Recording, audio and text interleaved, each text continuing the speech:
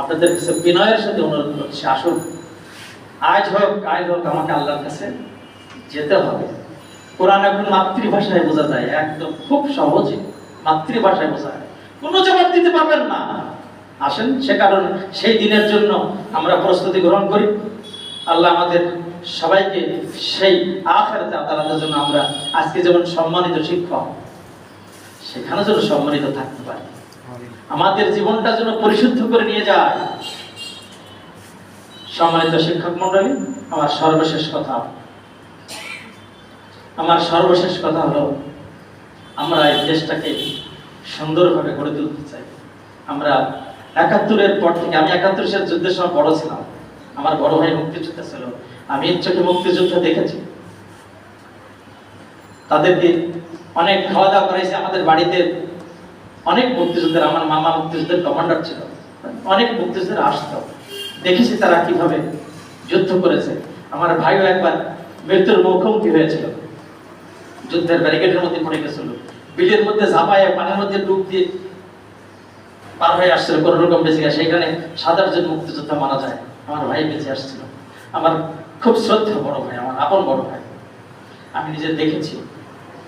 সেই যুদ্ধটা কিন্তু ছিল পাকিস্তানি হানাদার বাহিনীর শোষণ, অত্যাচার, জুলুমের বিরুদ্ধে, অন্যায়ের বিরুদ্ধে, তাই না? অধিকার আদায়ের জন্য স্বাধীনতা পেয়েছি, কিন্তু সেইগুলো কি আমরা পেয়েছি? সেই স্বাধীনতা, সেই জুলুম থেকে বাঁচা, অত্যাচার থেকে বাঁচা, ন্যায় বিচার কিছুই আমরা পাইনি। আমরা এখনো সেই যুদ্ধ করতেছি, ২৪-এ সেই বৈষম্যের যুদ্ধ করলাম। আমি এই মুহূর্তে এসে আমি আপনাদের কাছে অনুরোধ করব, সুন্দর বাংলাদেশ যদি আমরা চাই, এই বাংলাদেশের সব মানুষ নিয়েই তো বাংলাদেশ নামক রাষ্ট্রটা হেঁটে হেঁটে কি ভালোর দিকে যাবে, না আমরা হেঁটে হেঁটে ভালোর দিকে যাব?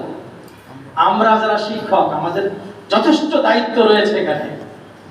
নাম্বার 1 হচ্ছে আমরা আমাদেরকে অন্যায় থেকে বিরত রাখবো, সাথে সাথে আমাদের স্নেহধন্য ছাত্রদেরকে আমরা অন্যায়, বৈষম্য থেকে, অন্যায় থেকে বিরত রাখার শিক্ষা দেব।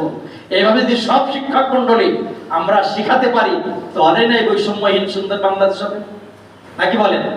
যারা বৈষম্যহীন সুন্দর বাংলাদেশ গড়বে, তারাই তো আজকের ছাত্র, সামনের দিন গড়বে। তাদের গড়ার দায়িত্ব কাদের? আমাদের।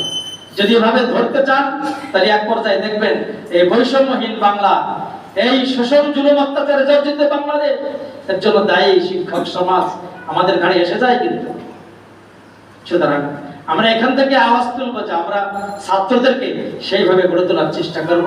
আমরা নিজেরা পরিশুদ্ধ হব, আমরা আমাদের দায়িত্বের ব্যাপারে সচেতন হব, আমরা আমাদের সন্তানদেরকে সচেতন করব, আমাদের ছাত্রদেরকে সচেতন করব।